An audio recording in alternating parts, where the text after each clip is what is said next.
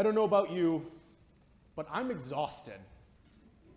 Not the kind of exhausted that requires a good night's sleep, although that too. I mean the kind of exhausted that comes from an extended period of high anxiety, high stress, and constant struggle. I mean the kind of exhaustion that comes from unending exertion. I'm exhausted from a loss of faith. The year 5780 has been the year where our faith has been tested maybe the most. I don't mean faith in God per se. I mean the faith we have in the world operating as we expect it to. In March, we lost the sense of faith that says that daily life will continue as expected, that normal, whatever that used to mean, would be an option. In June, we lost the faith in our police when the people who are sworn to protect our health and well-being demonstrated that not all of them are capable of doing so fairly across demographics and backgrounds. In July, we began to lose faith in one another when the response to the pandemic became a partisan issue rather than a desperate course of action to preserve health and wellness for all. In each of these examples, we felt the crush of emotion that comes with an inability to assume things about the world around us. Our brains are actually programmed in order to take things for granted.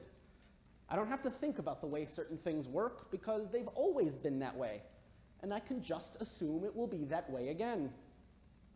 All of that isn't true anymore. When we talk about faith, this morning's parashah is one that defines the Jewish tradition's approach. When God tells Abraham to offer Isaac as a sacrifice, we read that this was a test of Abraham's faith, that this was a way for God to assess just how much Abraham trusted God's ability to put Abraham on a certain path. Abraham is so willing to go through with God's wishes that he makes what many would consider rash, irresponsible, overzealous decisions. But in so doing, Abraham actually models for us what we can do to better understand when our faith is tested by individuals, by institutions, and yes, even by God. Abraham's first action is to move forward immediately in following God's instructions. Our sages tell us that this is because of his devotion to God, that he didn't wait for even a moment to go by before fulfilling these obligations. We might learn a different lesson.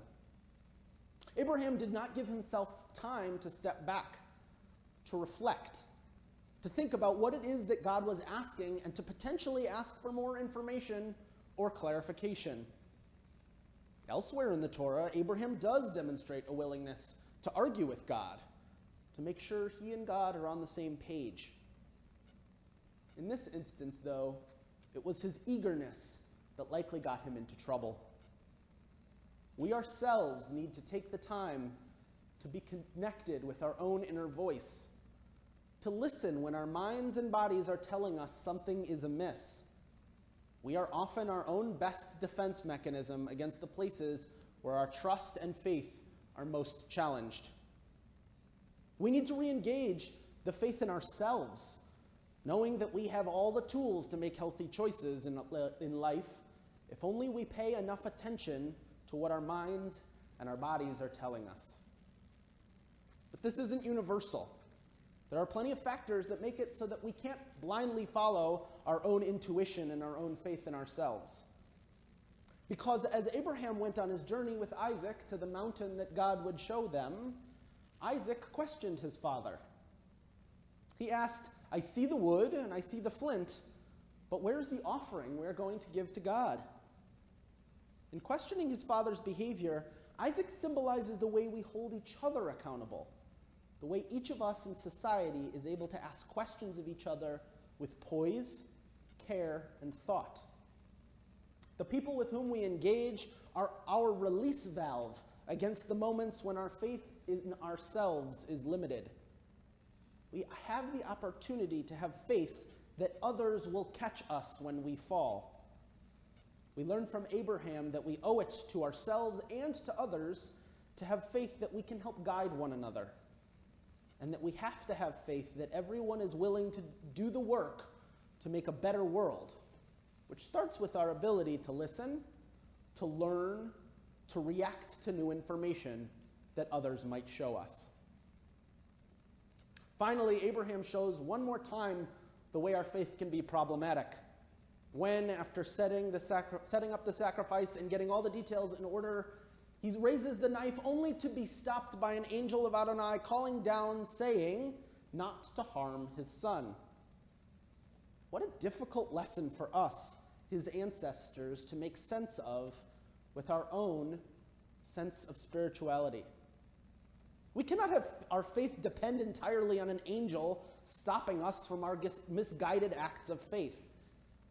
That just isn't how we've seen it work. Instead, we have to work to build an understanding of God that allows us to feel connected to holiness and our sense of sanctity without the hand of God pushing us overtly in the right direction. As we borrow from the teachings of St. Ignatius, pray as if everything depends on God, act as if everything depends on you. From the personal to the communal to the institutional, Abraham serves as a challenge for our understanding how we are to relate to faith. In his missteps, he gives us an insight into some of the ways we heal from our own broken faith. It isn't through having less faith in the world, but rather in putting our faith in new directions. Jewish philosopher Maimonides taught a concept known as negative theology. Essentially, he posited that it is impossible to know God for certain, and so instead we come to understand God by all the things God isn't. God is not cruel. God is not hateful. God does not send angels to tell us what to do on a daily basis. But if this year is going to teach us anything, it is that this is also how our faith works. It is how we respond to blind faith, to re-engage with the faith in the things we know to be true, and to stop taking for granted those things that were never real to begin with. When we blindly throw our faith in the wrong directions, it leads to the kind of exhaustion and frustration that has been the calling card of the past several months. The way we combat this struggle with faith is by renegotiating where we put our certainty. It is, in fact, our people's namesake that we grapple. We are Am Yisrael, the people of Israel, and the name Yisrael comes from the word those who struggle with God. It is our sacred task to grapple, but we are not expected to blindly have faith in our Judaism. It is normal to struggle in our faith. What makes us Jewish is the willingness to participate in that struggle, to engage in the work of grappling with what we believe. We have to trust in ourselves, knowing that we have the inner consciousness to do good work, to fight for justice, and to show ourselves the way.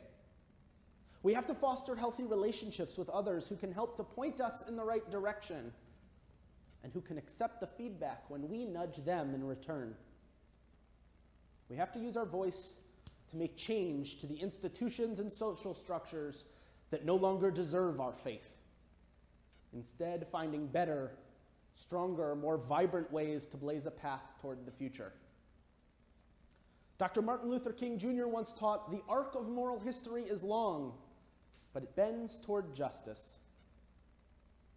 We are at a time when we can't necessarily see the path very far in front of us. The past few months have made it so that we no longer have confidence in where we are going at times.